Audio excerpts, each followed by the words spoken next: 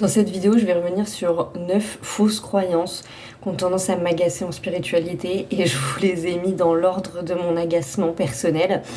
Cette vidéo, alors c'est pas forcément d'ailleurs toujours que des fausses croyances, il y a une part de vérité dans ces affirmations, mais parfois je trouve que vraiment la forme, clairement, elle pose problème.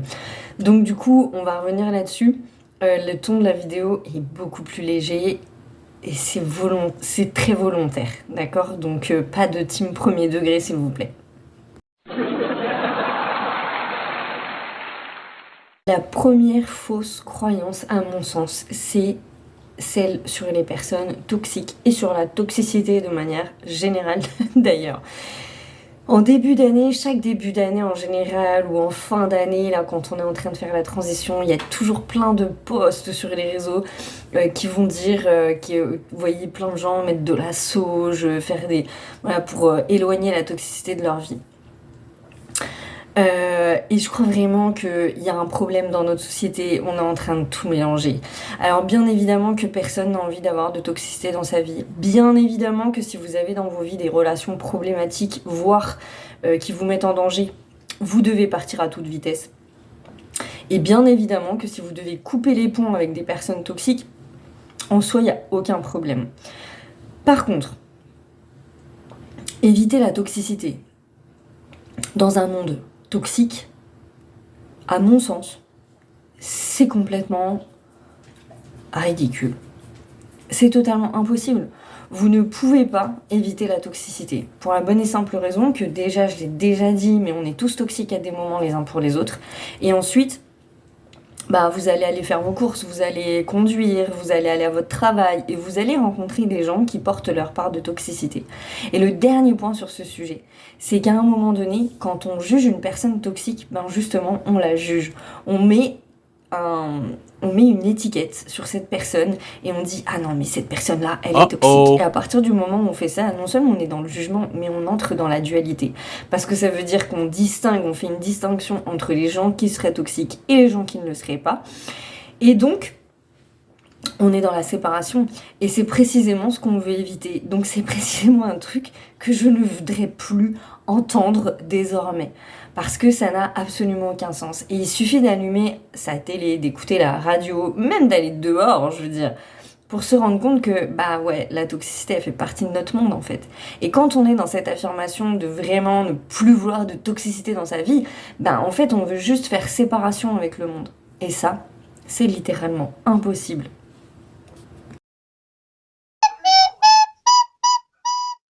La deuxième fausse croyance, elle va concerner la bienveillance. J'en ai déjà parlé plein de fois, mais vraiment, c'est toujours des choses qu'on retrouve.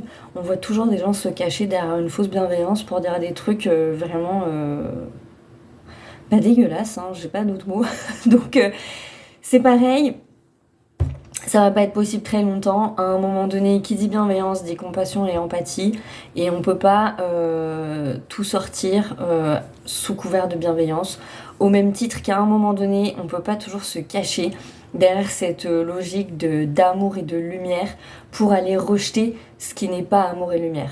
Parce que j'aime à le rappeler vraiment, vos états de tristesse, de dépression, c'est de l'amour aussi en fait. Voilà. L'amour et la lumière, ce n'est pas que la joie et le bonheur. Ça serait peut-être bien qu'on se le mette en tête en 2025.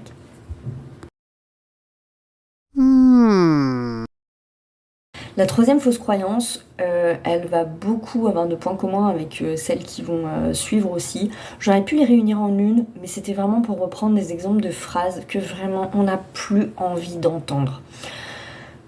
Tu attires à toi les difficultés. Alors, qu'est-ce qui ne va pas dans cette phrase? À peu près tout, en fait. Elle est partiellement vraie, cette affirmation, parce que effectivement, comme toutes les fréquences, si vous êtes sur des fréquences un peu plus basses parce que vous n'êtes pas bien ou parce que votre cadre de vie il est compliqué, oui, forcément, vous allez avoir par le phénomène d'attraction une tendance à attirer plus de difficultés. Les choses vont ramer davantage, ça sera moins fluide, etc. Ok. Mais clairement, je crois qu'il y a parfois des gens qui vont beaucoup trop loin. C'est-à-dire qu'il y a des événements de vie graves qu'on peut être amené à traverser, qui vont du coup représenter de grosses blessures à l'intérieur de nous. Ça peut être, je sais pas, tout ce qui va concerner les pertes, hein, très concrètement, les pertes d'êtres chers, la perte d'enfants, une fausse couche, un viol, une agression sexuelle. C'est pas des choses qu'on attire à soi. C'est des événements de vie qu'on vit pour une bonne raison, parce que elles ont... Alors pour une bonne raison, cette phrase-là aussi d'ailleurs est profondément maladroite. Mais c'est des événements de vie qu'on traverse parce qu'ils ont un enseignement, ils sont porteurs d'un enseignement. Et c'est des choses qui sont excessivement difficiles à vivre en fait. Donc on peut décemment pas dire aux gens qu'ils attirent ces phénomènes parce que c'est ultra violent, c'est ultra culpabilisant et c'est partiellement vrai en fait. Et c'est partiellement faux, en l'occurrence. Donc, c'est vraiment une question de forme et une question... moi, je peux pas, quand on dit ça à des gens, ça a tendance à me crisper un petit peu.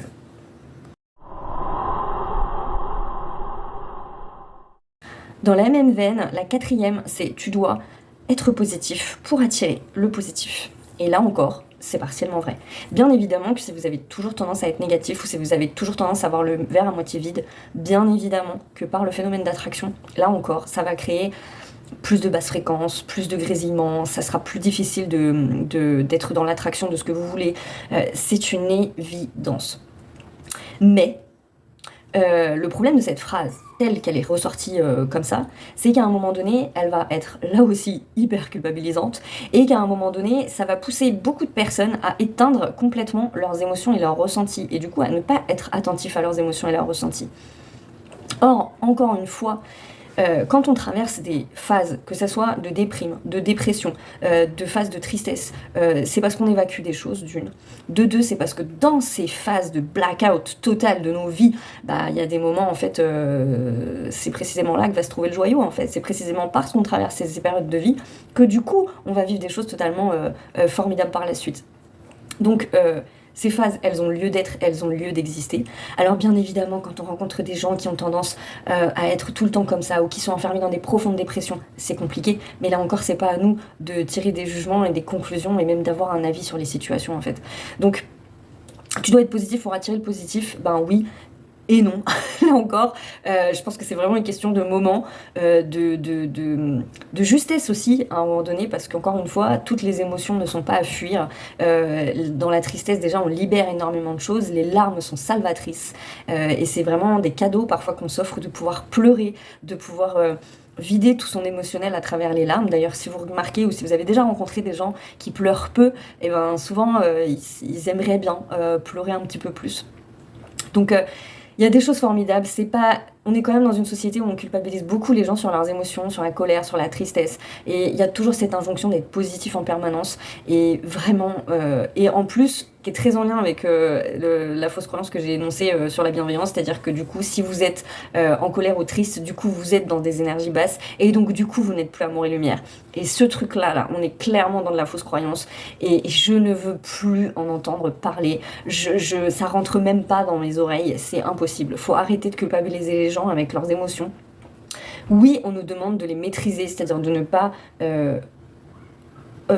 se laisser dominer par elles, ce qui est très différent, mais en aucun cas, jamais personne n'a dit qu'il ne fallait pas les ressentir. C'est vraiment aussi des sources de création. Et il y a des peintres qui ont fait des œuvres merveilleuses sous l'effet de leur tristesse. Des livres merveilleux, des poèmes merveilleux, des chansons merveilleuses. Donc voilà, et la colère, pareil, parfois ça fait naître des cris du cœur, ça fait naître des associations, ça fait naître des choses qui sont très très belles. Donc arrêtez, laissez-nous tranquilles. What? La cinquième fausse croyance, qui là encore est vraiment dans la lignée des deux autres, ça va être tout ce qui t'arrive est un miroir. De toi, de ta vie, etc. etc. Alors, là encore, c'est partiellement vrai. Bien évidemment, là encore que oui, dans un certain sens, effectivement, c'est un miroir de ce qu'on est dans l'instant T. Mais je trouve que la formulation de cette phrase, elle pose problème parce que là encore, elle est hyper culpabilisante et que c'est pas bien de faire culpabiliser les gens. Je crois vraiment qu'on devrait arrêter maintenant. Donc, quand on sort cette phrase à quelqu'un, oui, c'est un miroir, mais ça va être un miroir de nos manques, de nos brèches intérieures. Et c'est effectivement important de les voir pour pouvoir le traiter et pour pouvoir modifier les choses. Mais bon, on peut peut-être doser sur la manière de parler quand même, parce que quand on le sort comme ça peut être un chouïa violent. Même si je pars pas du principe dans la vie qu'il faut toujours préserver les gens. Franchement, si vous avez à la sortir celle-là, dosez. Parce que ça peut être hyper mal reçu quand même.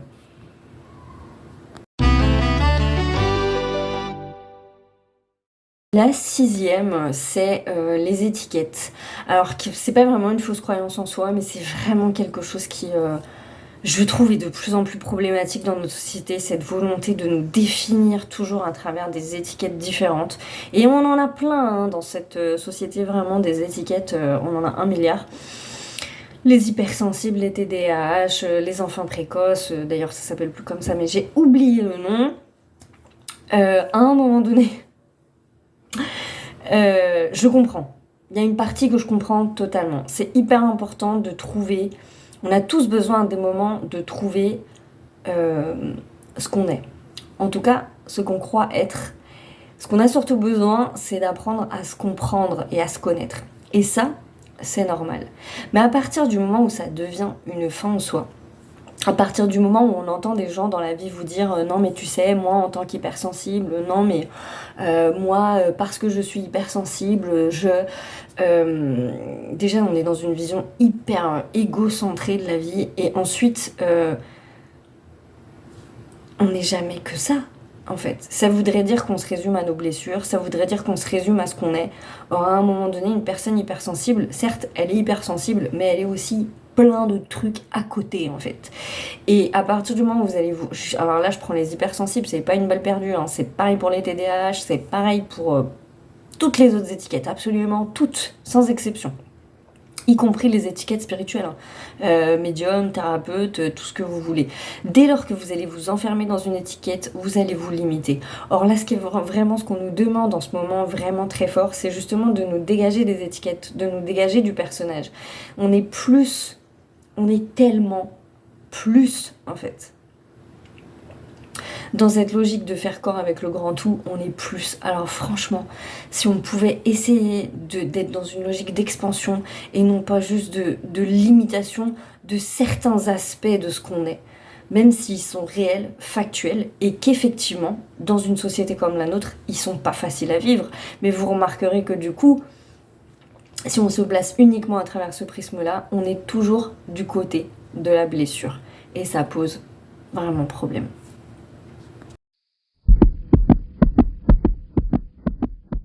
La 7e, elle va concerner la manifestation et la phrase qui dit que à partir du moment où tu crois, tu peux manifester tout ce que tu veux. Alors personnellement, je suis assez convaincue. Vous allez me dire pourquoi tu la mets dedans. Je suis assez convaincue de cette croyance, mais effectivement, elle a besoin de subtilité supplémentaire. Parce que oui, effectivement, si on croit vraiment très fort en quelque chose, on peut le manifester. Sauf que la manifestation, en tant que processus, va demander plusieurs choses. De la visualisation, ça c'est clair, et pour faire de la visualisation, mais disons, il n'est pas facile à dire ce mot, et il n'est pas facile à faire non plus. En l'occurrence, ça va nous demander un minima de la patience. Parce qu'on envoie une énergie, une intention à l'univers, et qu'à un moment donné, il va falloir un certain laps de temps dans cet espace-temps, pour que notre visualisation, elle puisse prendre corps dans la matière, parce qu'elle va devoir traverser plein de strates. Ok.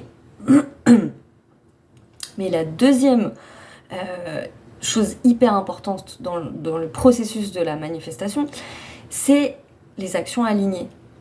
C'est la mise en œuvre de certaines choses dans la matière très précise en fonction, avec l'intention, en fonction de ce que vous voulez. Et le problème, c'est que très souvent, moi je vois les gens, soit ils sont dans le faire, soit ils sont dans la passivité, soit ils sont dans... Alors, ils visualisent en plus plus ou moins bien, parce que la visualisation, c'est quand même un processus complexe, pas impossible, mais qui est compliqué, qui demande de l'exercice.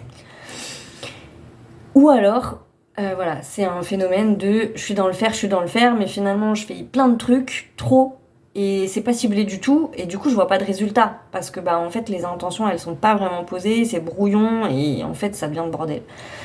Donc du coup c'est pas efficace. Et à mon sens, la manifestation elle requiert ces deux choses, c'est-à-dire la subtilité de se dire ok, j'ai besoin de patience sur mon processus quand je visualise, mais ça va me demander dans la matière de faire des actions ciblées et alignées à mon intention première et avec foi et patience.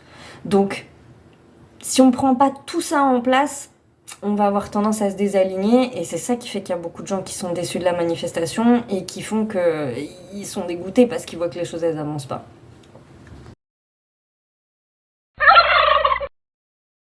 La 8e fausse croyance, si c'est difficile, c'est pas pour toi.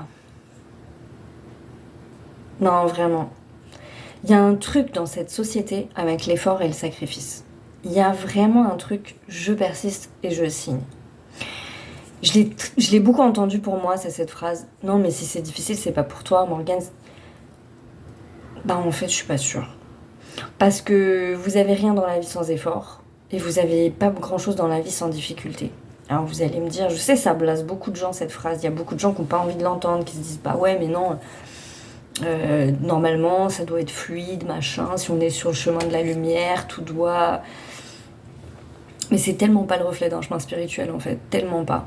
Il n'y a rien qui vous est donné sur une quête spirituelle, mais jamais en fait. Il va falloir que vous vous creusiez la tête, que vous réfléchissiez, que vous remettiez en question, des croyances. Il n'y a rien de plus mouvant qu'une quête spirituelle, je veux dire vraiment. Ça va vous mettre en PLS tellement de fois, mais tellement de fois. Tellement de fois où vous pensez « Ah, j'ai la réponse !» En fait, pas du tout. Mais tellement de fois.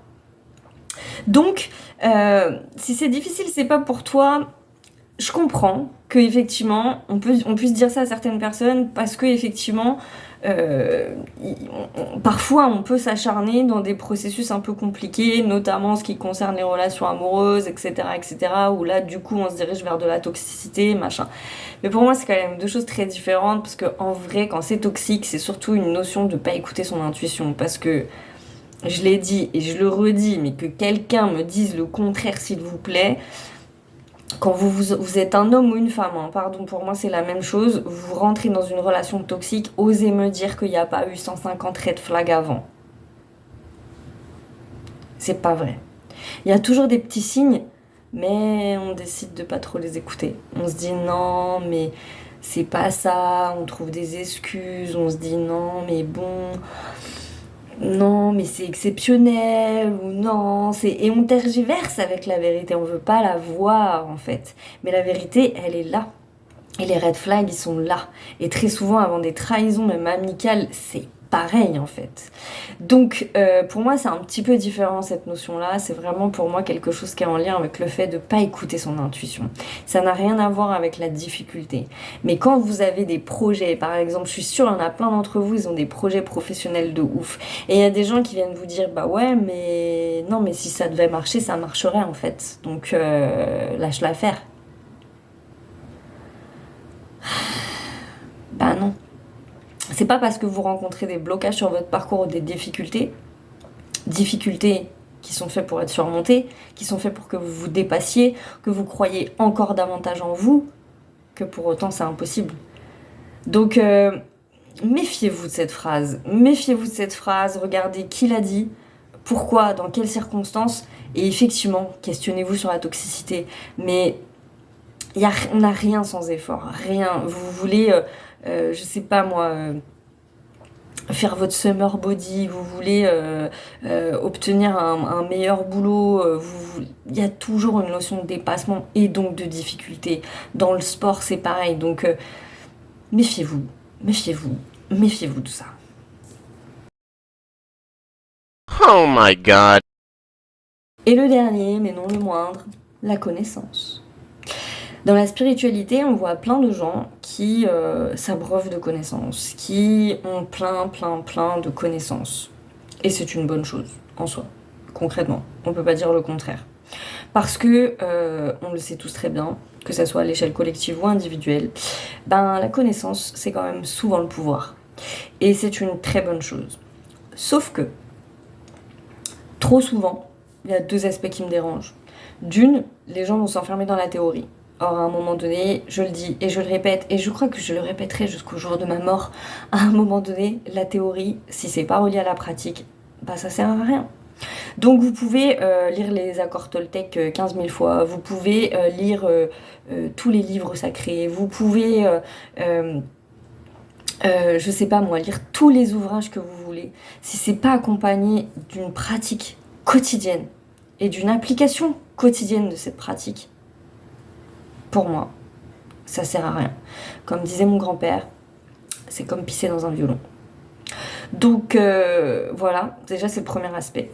Et le deuxième aspect qui me dérange beaucoup avec cette notion de connaissance, qui n'est pas mauvaise en soi, attention, c'est que vous allez avoir beaucoup trop de gens qui s'enferment dans cette connaissance et qui du coup deviennent totalement incapables d'être dans un partage réel avec l'autre. Soit ils vont être dans un partage hyper ascendant, c'est-à-dire vraiment l'emplacement du maître à l'élève, qui en soi n'est pas problématique, mais pour moi devient problématique dès lors qu'on ne sort pas de cet espace de maître.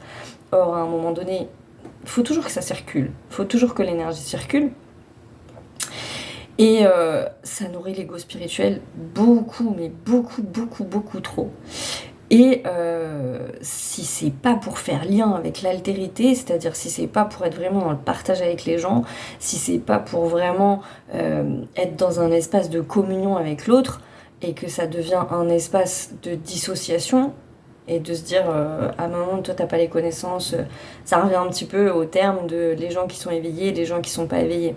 Or moi, je vous le dis, je vous le répète, les gens les plus sages, c'est très souvent ceux qui n'ont jamais ouvert un bouquin de spiritualité de leur vie. Donc, la connaissance, c'est une très belle chose, mais c'est pareil, ça se dose. Voilà, c'était important pour moi de revenir sur ces 9 petites choses qui sont des détails, hein, mais qu'on rencontre en vrai hyper souvent dans le quotidien, sur les réseaux sociaux, même dans la vraie vie, hein, très concrètement, parce que s'il y avait que les réseaux sociaux encore, on peut les éteindre.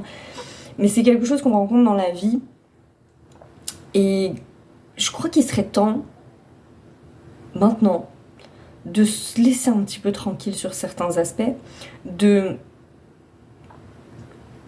prendre du recul par rapport à justement toute cette théorie dont on est abreuvé en permanence sur les réseaux sociaux, où effectivement c'est génial parce que tout est accessible, mais à un moment donné, il y a vraiment des choses, des réactions parfois de gens que je vois qui sont problématiques, parce que faut bien vous rendre compte que sur les réseaux sociaux, la spiritualité, elle a un ego spirituel hyper fort, quoi, mais hyper fort, il est partout. Et c'est très difficile de pas y aller d'ailleurs dans cet ego spirituel, mais c'est important de toujours réévaluer les choses et de mettre en contact. Je crois que le problème de toutes ces phrases-là que j'ai citées, c'est quand elles sont pas mises en contact avec la réalité, ben c'est là qu'à un moment donné ça va plus et que ça fait dissonance. Voilà, j'espère que ça vous aidera à pas culpabiliser et puis peut-être à relativiser certaines choses, parce que ces phrases, on les dit toutes à un moment, en vrai. Il y a toujours un moment donné où, bon, des fois on a le réflexe parce que quand on est des phases où pour nous tout va mieux et qu'on est hyper, c'est génial, tout va bien, et ben quand on va rencontrer quelqu'un qui est un peu moins bien, on va avoir tendance à lui sortir ce genre de banalité. Or c'est un peu plus compliqué que ça, et si ça peut nous éviter d'être maladroits les uns envers les autres et de faire preuve d'un peu plus de compassion et d'empathie, bah je me dis que voilà, le monde il s'en portera mieux. Donc c'est pour ça que je vous ai fait ce partage. Je vous embrasse très fort et je vous dis à plus tard.